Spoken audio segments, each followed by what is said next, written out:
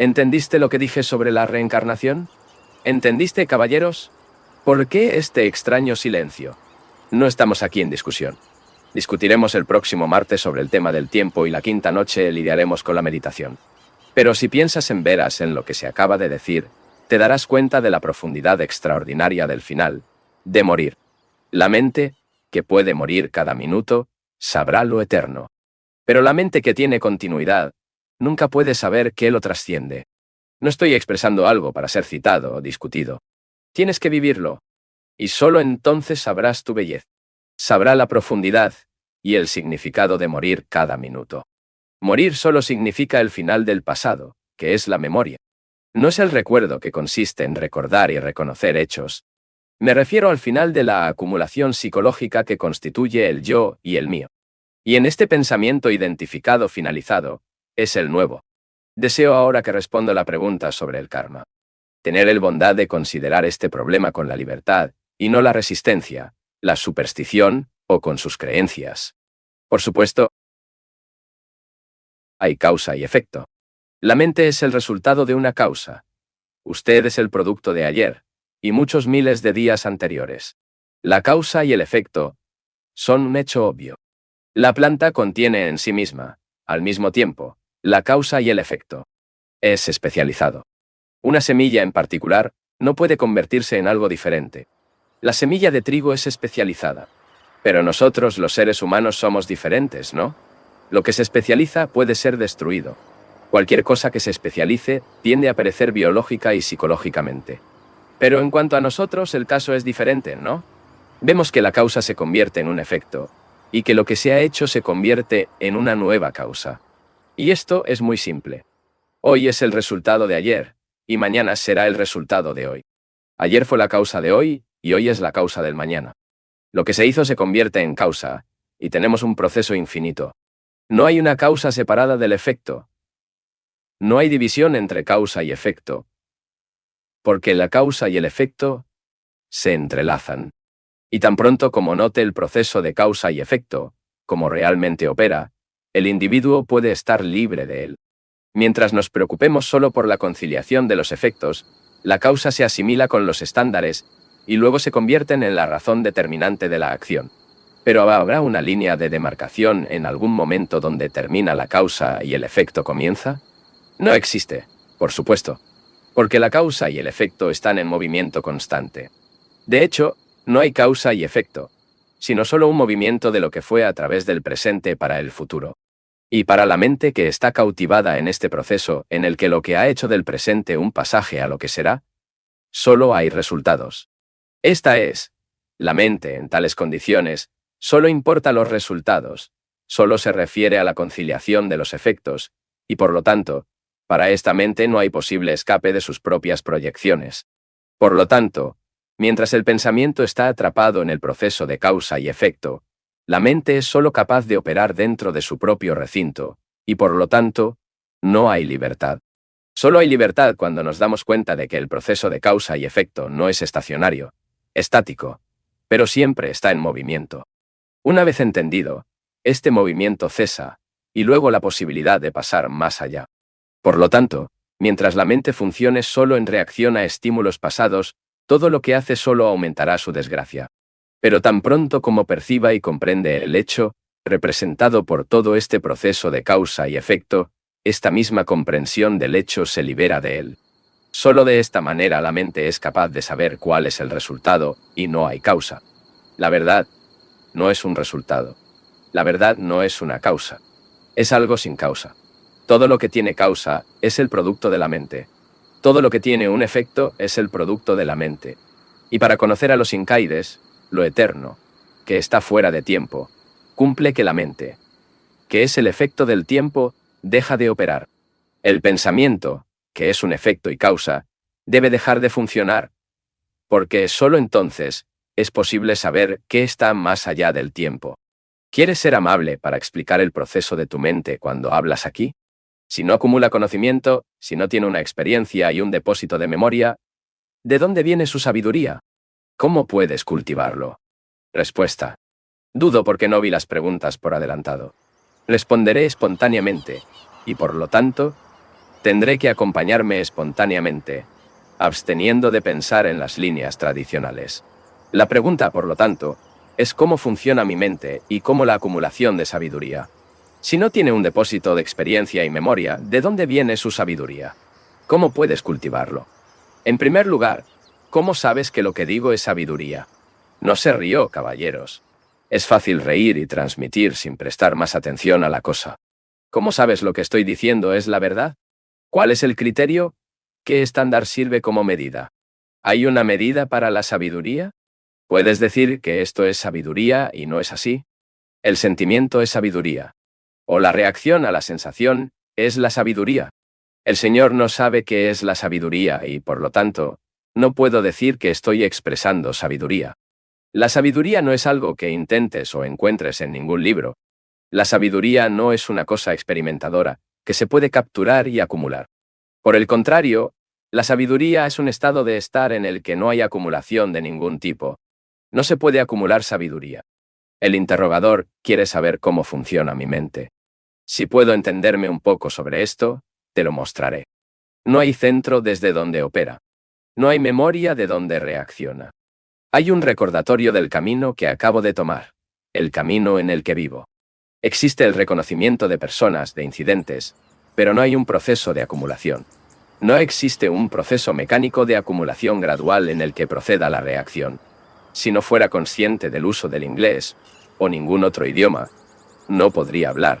La comunicación a nivel verbal es necesaria para que lo entendamos. Pero lo que se dice, como es dicho, y donde se dice, esto es lo importante. Cuando hace una pregunta, si la respuesta comienza desde una mente que ha acumulado experiencias y recuerdos, esta respuesta es entonces una mera reacción y, por lo tanto, no es razonamiento. Pero cuando no hay acumulación, lo que significa que no hay reacción, no hay frustración, ni esfuerzo ni lucha. El proceso de acumulación, el centro de acumulación, se asemeja a un árbol de raíces profundas, dentro de un curso de agua, para recoger desechos a su alrededor. Y el pensamiento, sentado en la parte superior de este árbol, imagina que está pensando y viviendo. La mente, por lo tanto, solo se acumula. Y la mente que se acumula, ya sea el conocimiento, ya sea dinero o experiencia, no es vivir, por supuesto. Solo cuando la mente se mueve, cuando fluye, hay una vida. El interrogador quiere saber cómo llegar a la sabiduría y cómo se cultiva. No se puede alcanzar la sabiduría. Puedes cultivar el conocimiento o ajustar al intelectual, pero la sabiduría no es cultivable, porque no es algo que pueda ser acumular. En el momento en que comenzamos a acumular, lo que tenemos es mera información, mero conocimiento, que no es sabiduría. La entidad que cultiva la sabiduría sigue siendo parte del conocimiento. Y pensar es una mera reacción a los estímulos. El pensamiento, por lo tanto, es solo la acumulación de memoria, experiencia, conocimiento. Y en estas condiciones el pensamiento no puede encontrar sabiduría. Solo en el cese del pensamiento está la sabiduría. Y el cese del pensamiento solo ocurre al final del proceso de acumulación, lo que significa el reconocimiento de uno mismo y el mío. Mientras que la mente funciona en la esfera de uno mismo y la mía, que es solo una reacción, no habrá sabiduría. Mientras hablo, soy consciente de las palabras que digo, pero no estoy reaccionando a la cuestión de un centro. Para descubrir la verdad de una pregunta, un problema, el proceso de pensamiento que es mecánico, y sabemos que tiene que detenerse. Esto significa, por lo tanto, que es necesario un silencio interno completo. Y solo entonces sabrás esa acción creativa que no es mecánico, lo cual no es una mera reacción. Silencio, porque es el comienzo de la sabiduría. Mira, caballeros, esto es bastante simple. Cuando tiene un problema, su primera reacción es pensar en ello y resistirlo, aceptarlo o deshacerse de él a través de explicaciones. ¿No es así? Observe y verá cualquier problema que surja, y verá que la reacción inmediata es resistirlo o aceptarlo. O, si no hace ninguna de estas dos cosas, lo justifica o lo aleja con explicaciones. Entonces, cuando hace una pregunta, su mente pronto se mueve, como una máquina. Reacciona listo. Pero si desea resolver el problema, su reacción inmediata será el silencio, y no pensar. Cuando se hizo esta pregunta, Mi reacción fue el silencio. Y al callar, pronto vi que donde hay acumulación, no puede haber sabiduría. La sabiduría es espontaneidad, y no puede haber espontaneidad o libertad, mientras que hay acumulación de conocimiento, memoria. Por lo tanto, el hombre de experiencia no puede ser sabio, no un hombre simple, pero el hombre que está libre del proceso de acumulación es sabio. Sabio, que es silencio. Y todo lo que procede de este silencio es cierto. Este silencio no es algo cultivable. No hay medios, de ninguna manera que lo conduzca. No hay cómo. Preguntar cómo lo implica el cultivo. Es una reacción del deseo de acumular silencio. Pero al comprender todo el proceso de acumulación, que es el proceso de pensamiento, entonces sabrá que el silencio del cual la acción no es reacción. Y uno puede vivir en este silencio cada vez, porque no es un regalo, una capacidad. No tiene nada que ver con la capacidad. Él solo llega a la existencia cuando observamos cuidadosamente cada reacción, cada pensamiento, cada sentimiento. Cuando estamos consolados del hecho, sin explicación, sin resistencia, sin aceptación ni justificación, y al darnos cuenta del hecho con toda claridad, sin el obstáculo de barreras y cortinas, entonces la percepción misma del hecho disuelve el hecho, y la mente está tranquila. Solo cuando la mente está muy tranquila, sin hacer un esfuerzo por estar tranquilo, solo que ella es libre. Señor, solo la mente libre es sabia. Y para ser libres, la mente tiene que estar en silencio.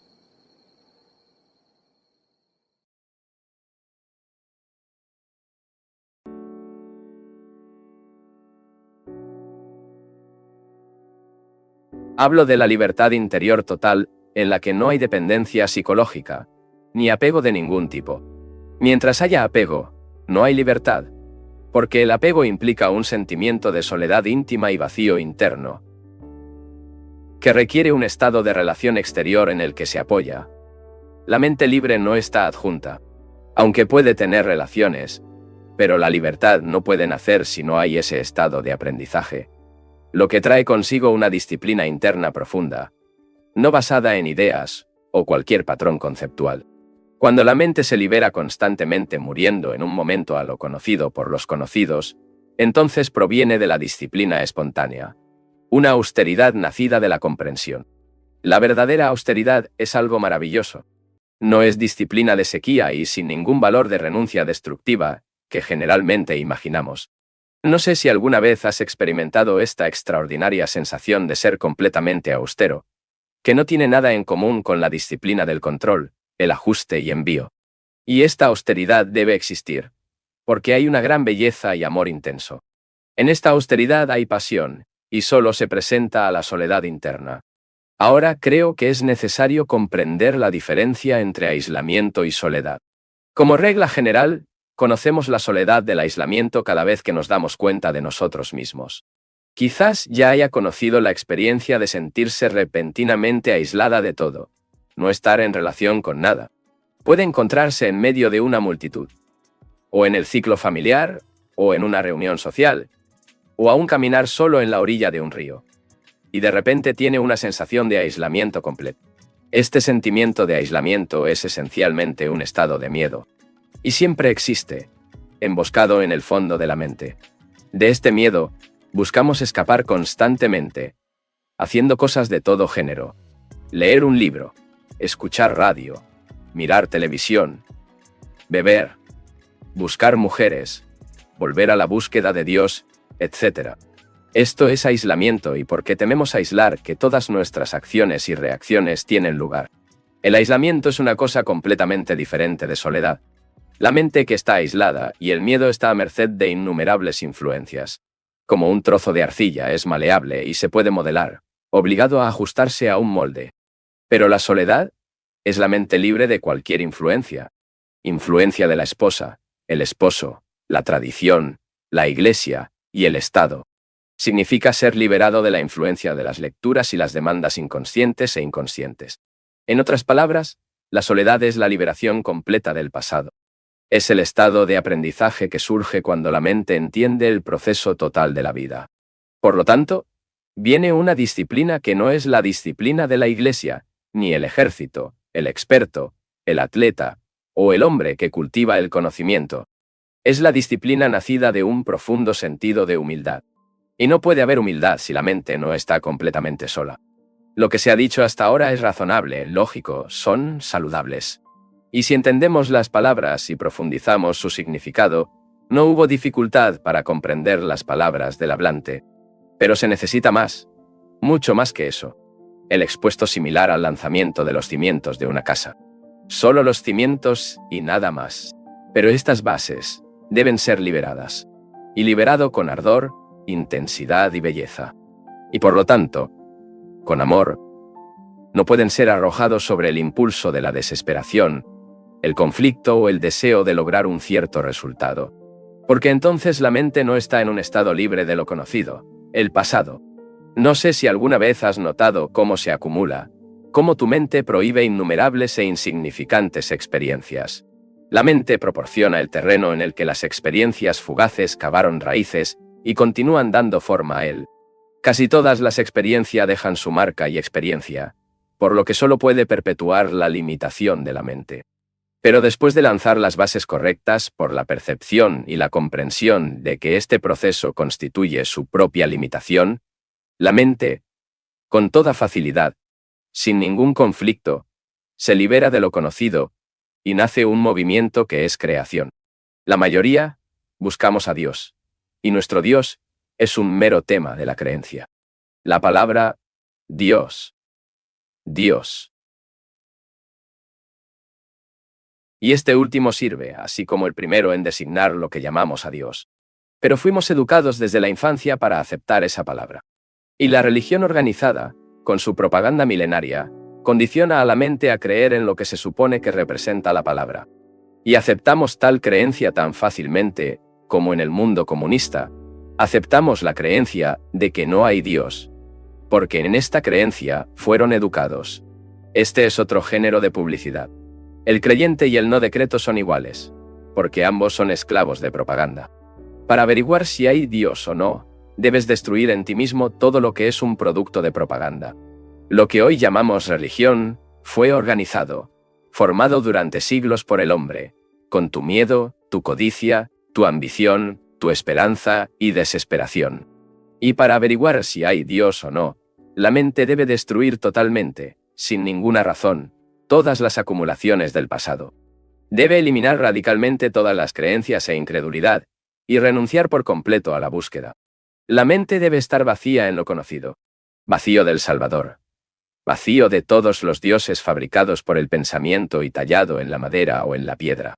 Solo cuando está libre del conocido, la mente puede encontrarse en un estado de tranquilidad absoluta, no causada por una cierta forma de respirar, ejercicio, dispositivos o drogas. Y debemos alcanzar este punto de que, en realidad, no está lejos, porque no hay distancia por pasar. Pero para abolir la distancia, el tiempo debe cesar. Y solo puede dejar de tiempo cuando hay conocimiento de nosotros mismos como realmente somos, hecho porque lo es. En esta extraordinaria libertad que comienza con la autocomprensión, hay un movimiento inconmensurable que supera todos los conceptos. Este movimiento es creación. Y cuando la mente llega a este movimiento, descubrirá en sí misma que el amor, la muerte y la creación son lo mismo. Pregunta: ¿no es la libertad como el aire y no construiríamos una carpa como esta que evite que el aire ingrese? Simplemente taladre la tienda para que el aire entre en abundancia. Respuesta: Señor, las comparaciones y las imágenes verbales son extremadamente peligrosas, porque nos dan la sensación de haber entendido, cuando en realidad no nos encontramos en este estado. Lo que tenemos es simplemente una teoría. Pero aquí no hablamos teóricamente, no estamos imaginando nada. Como expliqué al comienzo de estas conferencias, nos involucramos en hechos psicológicos. Si no enfrentamos los hechos psicológicos de nuestra propia mente, entonces, la tienda, el aire, el alma y todas las demás imágenes y teorías colapsan y son destruidas. Señor, cuando un hombre tiene hambre, ¿quién lo hace bien describirle un plato jugoso o un manjar de sabor delicado? Lo que quiere es comida. Teorías y descripciones No tiene significado para el hombre que tiene hambre de descubrir por sí mismo lo que es verdad. Pero desafortunadamente, la mayoría de nosotros no tenemos hambre a este respecto. Estamos bien nutridos psicológicamente, porque estamos llenos de nuestras propias experiencias y encontramos un refugio seguro en el dogma, la creencia. Nos sentimos seguros porque pertenecemos a este o aquel grupo, a este o aquel iglesia. Y cuando nos llega un sentimiento de descontento, lo que rara vez sucede, pronto tratamos de sofocarlo, buscando algo que brinde satisfacción inmediata. Lo que es cierto es estar en el plano psicológico, terriblemente hambriento, y permanecer en este estado sin volverse loco o neurótico. La pregunta no es cómo aplacar ese hambre, porque en el momento en que lo haces, se pierde. Puede aplacarlo muy fácilmente con palabras, teorías, libros, iglesias, con cualquier cosa. Pero si permanece en este estado de hambre psicológica profunda sin desesperarse, entonces como una llama viva que destruirá todas las cosas falsas, hasta que no quede nada más, pero cenizas. Y este vacío, algo real puede nacer. Pregunta: ¿la transformación de qué discurso se verifica por la acción de la voluntad? ¿Hay alguna razón detrás de esto? Respuesta: ¿por qué? ¿Qué eres?